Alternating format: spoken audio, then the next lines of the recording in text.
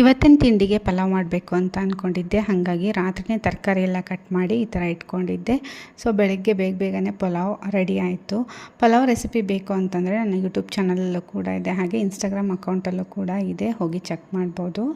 ಹಾಗೆ ಅದ್ರ ಜೊತೆಗೆ ಮೊಸರು ಬಜ್ಜಿನೂ ಕೂಡ ನನ್ನ ಮಗಳಿಗೆ ಬಾಕ್ಸ್ನ ಪ್ಯಾಕ್ ಮಾಡ್ತಾ ಇದ್ದೆ. ಸೊ ಲಂಚು ಮತ್ತು ಸ್ನ್ಯಾಕ್ಸು 2 ಟೈಮ್ ಬಿಡ್ತಾರೆ, ಹಾಗಾಗಿ ಲಂಚ್ಗೆ ಪಲಾವ್ನ ಪ್ಯಾಕ್ ಮಾಡಿ ಸ್ನ್ಯಾಕ್ಸ್ಗೆ ಅಂತ ಪಪ್ಪಾಯ ಹಣ್ಣಿತ್ತು, ತುಂಬಾ ಹಣ್ಣಾಗಿಬಿಟ್ಟಿತ್ತು. ಹಾಗಾಗಿ ಅದನ್ನು ಇವತ್ತೇ ಖಾಲಿ ಮಾಡಿಬಿಡೋಣ ಅಂತಂದು ನನ್ನ ಮಗಳಿಗೆ ಬಾಕ್ಸಿಗೂ ಕೂಡ ಹಾಕಿ ಕಳಿಸ್ದೆ. ಸೊ ಸ್ನ್ಯಾಕ್ಸ್ ಅಂತಂದರೆ ವೆಜಿಟೇಬಲ್ ಮತ್ತು ಫ್ರೂಟ್ಸ್ನ ನಾನು ಜಾಸ್ತಿ ಇಡೋದು. ಅದ್ರ ಜೊತೆಗೆ ಏನಾದರೂ ಮನೆಯಲ್ಲಿ ಮಾಡಿರುವಂತಹ ತಿಂಡಿಗಳಿದ್ದರೆ ಮಾತ್ರ ಇಡೋದಕ್ಕೆ ಅಂತ ಹೋಗ್ತೀನಿ.